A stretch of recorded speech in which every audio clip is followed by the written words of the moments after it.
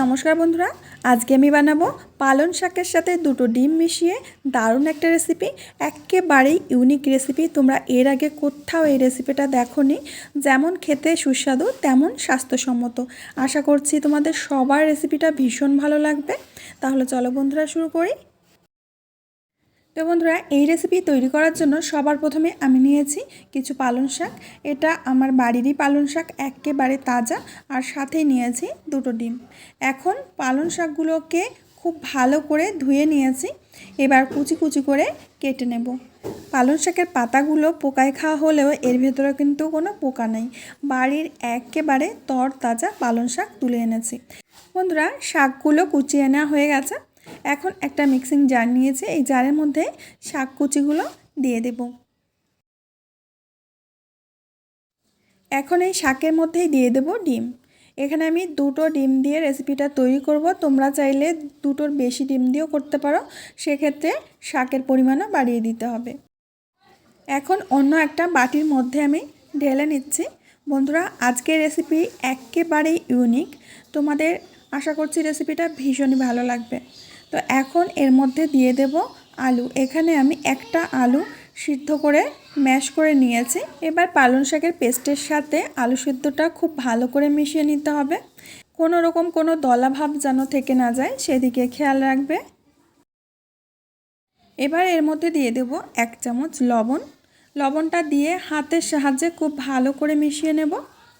তো বন্ধুরা দেখো, মেশাতে মেশাতে একেবারে স্মুথ একটা ব্যাটার তৈরি হয়ে গেছে। নিশ্চয়ই তোমরা বুঝতে পারছো, আলুর কোনো দলা কিন্তু এর মধ্যে দেখা যাচ্ছে না। এবার আমি নিয়েছি ময়দা। এখানে 1 কাপ ময়দা প্রথমে দিয়ে দেব। ময়দার পরিমাণটা আগে থেকে বলা যাবে না। তোমাদের পেস্টটা যতটা হবে সেই পরিমাণে ময়দাটা দিতে হবে। তো অল্প অল্প ময়দা দিয়ে আমি একটা ডো তৈরি করে নেব। তুমি যদি মোমো খেতে ভালোবাসো তাহলে মোমো ছেড়ে তুমি এটাই খেতে চাইবে, এতটাই টেস্টি হয় এই রেসিপিটা। তো দেখো বন্ধুরা, আমি খুব সুন্দর করে সফট একটা ডো তৈরি করে নিয়েছি। আর এটা একেবারেই সফট। এই দেখো, আগে থেকে আমি দুটো আলু সিদ্ধ করে রেখেছিলাম। এখন এই আলু সিদ্ধটাকে খুব ভালো করে ম্যাশ করে নিতে হবে। আলুগুলো এমনভাবে ম্যাশ করবে যাতে আলুর মধ্যে কোনো দানা ভাব না থেকে যায়। তো বন্ধুরা, আলুটা আমি ম্যাশ করে নিয়েছি। এর মধ্যে দিয়ে দেব পেঁয়াজ কুচি। বড় সাইজের একটা পেঁয়াজ আমি আগে থেকে কুচি করে রেখেছি। দিয়ে দেব অল্প কিছু ক্যাপসিকাম কুচি, আর সাথে দিয়ে দেব কাঁচা লঙ্কা কুচি। এখন এগুলোকে আলু সিদ্ধর সাথে খুব ভালো করে মিশিয়ে নিতে হবে। আর এগুলো কিন্তু একেবারে ছোট ছোট করে কুচিয়ে নিতে হবে। বড় বড় করে কুচালে কিন্তু হবে না, অসুবিধা হয়ে যাবে আমাদের রেসিপিটা তৈরি করতে। তো চলো বন্ধুরা, এখন কিছু মশলা দেব। প্রথমে একটু জিরার গুঁড়ো দিয়ে দেব, একটুখানি চাট মশলা, আর দিয়ে দেব ধনিয়া পাউডার, আর দিয়ে দেব পরিমাণ মতো লবণ। তো চলো, এগুলো এখন খুব ভালো করে মিশিয়ে নিতে হবে। এখানে তোমরা আলুর পরিবর্তে চিকেনের ব্যবহারও করতে পারো, কিন্তু চিকেনটা তো সবার ঘরে সব সময় থাকে না, আলুটা সব সময় পাওয়া যায়। এর জন্য আমি আলু দিয়েই তোমাদের রেসিপিটা করে দেখাচ্ছি, ঠিক আছে? তো এইদিকে আমাদের ডোটা আরও একটু মেখে নেব। আমরা ময়দাটা একেবারে সফট করে মেখে নিয়েছি। এখন এখান থেকে বড় বড় করে লেচি কেটে নেব।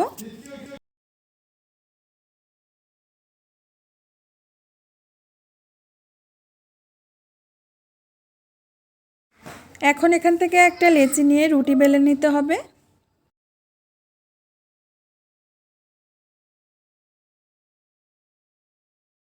রুটিটা কিন্তু খুব মোটা করে বেলবে না, একটু পাতলা করে বেলার চেষ্টা করবে, তাহলে খেতেও কিন্তু বেশি ভালো লাগবে।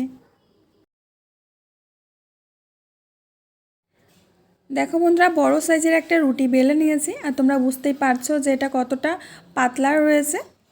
তো এবার আমি এরকম একটা স্টিলের গ্লাস নিয়েছি। দেখো, এই গ্লাস দিয়ে আমরা ছোট ছোট করে লুচির আকার করে কেটে নেব। আর রুটিটা দেখতে কত সুন্দর লাগছে তোমরা দেখলে বুঝতে পারছো, একেবারে কিন্তু সবুজ হয়ে গেছে। আর এইভাবে কেটে কেটে কিন্তু তোমরা লুচিও তৈরি করতে পারবে, আর সেটাও খেতে দুর্দান্ত লাগবে। কিন্তু আজকে আমরা লুচি করব না, রেসিপিটা একটু অন্য ধরনের করব। আর আমি তোমাদের কথা দিচ্ছি এই রেসিপিটা তোমরা আগে কোথাও দেখোনি, একদমই ইউনিক একটা রেসিপি। তো দেখো আমি আগে থেকে যে আলুটা মেখে রেখেছিলাম মশলা দিয়ে, সেই আলু অল্প অল্প করে এর উপরে দিয়ে দিতে হবে। আর আলুর পুরটা কিন্তু একটু কম কম করে দেবে, বেশি দেবে না, তাহলে কিন্তু সিল করতে সমস্যা হবে। এবার দেখো একটা বাটিতে একটু জল নিয়েছি, জলটা এই চারপাশ দিয়ে দিতে হবে, যাতে সিলটা খুব সুন্দরভাবে হয়, খুলে না যায়। এবার এখান থেকে একটা লুচি তুলে নিয়ে এইভাবে দেখো প্রথমে সিল করে দিতে হবে পুলি পিঠার মতো করে। এই দেখো, এবার একটা কোণায় একটু জল লাগিয়ে দিয়ে এইভাবে লাগিয়ে দিতে হবে। খুব সুন্দর ডিজাইনের একটা মোমো তৈরি হয়ে যাবে দেখবে। সত্যিই বলছি বন্ধুরা, তোমরা যদি এই রেসিপিটা একবার বানিয়ে খাও তো তোমাদের মোমো খেতেও ইচ্ছা করবে না, এটা এতই সুস্বাদু হয় খেতে। আর যেহেতু কালারটাও একদমই ইউনিক, বাচ্চারাও কিন্তু খুব সহজে খেতে চাইবে। তো দেখো আমি অনেকগুলো মোমো এখানে তৈরি করে নিয়েছি, এই দেখো। আর দেখতে কত সুন্দর লাগছে, ডিজাইনটাও খুব সুন্দর হয়েছে। এখন একটা কড়ার মধ্যে আমি কিছুটা জল দিয়ে দেব, আর জলটাকে খুব ভালো করে ফুটিয়ে গরম করে নিতে হবে। জলটাকে কিন্তু খুব ভালো করে জাল দিয়ে ফোটাবে। আমি জলটা খুব ভালো করে ফুটিয়ে নিয়েছি। এখন আমরা মোমোগুলো জলের মধ্যে দিয়ে দেব। জলটা জাল করে না নিলে কিন্তু নিচে থেকে লেগে যেতে পারে। এবার 2 থেকে 3 মিনিট মতো সেদ্ধ করে নিতে হবে। আর আমার কপালটা এতটাই খারাপ যে এটা সিদ্ধ করার সময় আমার গ্যাসটা শেষ হতে হলো রাত 10টার সময়। তো আমি অন্য ঘরে গিয়ে দেখো আমি মোমোগুলো সিদ্ধ করে নিয়ে এসেছি। 3 থেকে 4 মিনিটের বেশি কিন্তু মোমোগুলো সিদ্ধ করবে না। তো মোমোগুলো কিন্তু আমার সিদ্ধ করে নেওয়া হয়ে গেছে। এবার জল থেকে তুলে আবারও আমি পরিষ্কার জলের মধ্যে দিয়ে দেবো। আর যে জলের মধ্যে দিতে হবে সেটা কিন্তু হালকা উষ্ণ গরম জলই হতে হবে, একদম ঠান্ডা জলের মধ্যে দেবে না। আর এইগুলো কিন্তু দেখতে খুবই সুন্দর লাগছে। এবার এই জল থেকে তুলে আমরা একটা ফুটো গামলার মধ্যে নিয়ে নেব।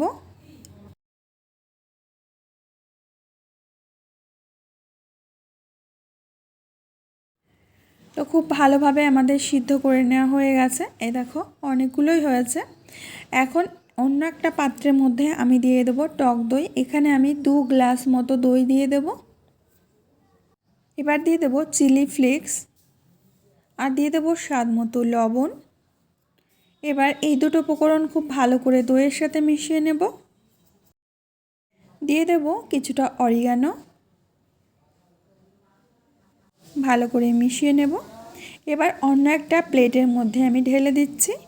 আজকে যদি আমার ভিডিও দেখতে নতুন কোনো বন্ধু এসে থাকো, অবশ্যই আমার চ্যানেলটিকে সাবস্ক্রাইব করবে, পাশে থাকা বেল বাটনের অল অপশনে ক্লিক করবে, যাতে আমার ভিডিও আপলোড করা মাত্র সবার প্রথমে তোমার সামনে পৌঁছে যায়। তো দইয়ের মধ্যে আমরা মোমোগুলো সাজিয়ে দিয়েছি। বন্ধুরা তোমরা জানো যে ডেকোরেশনটা আমি ঠিকঠাক মতো করতে পারি না, তবে রেসিপিটা কিন্তু অসাধারণ হয়। আমি রিকোয়েস্ট করব তোমরা এই রেসিপিটা বাড়িতে অন্তত একবার করে দেখো, তোমাদের ভীষণই পছন্দ হবে। তো বন্ধুরা আমি আজ এখানে বিদায় নেব, আবার দেখা হবে নতুন রেসিপির সাথে। ততক্ষণের জন্য সবাই ভালো থেকো, সুস্থ থেকো, আর সকলকে সুস্থ রেখো।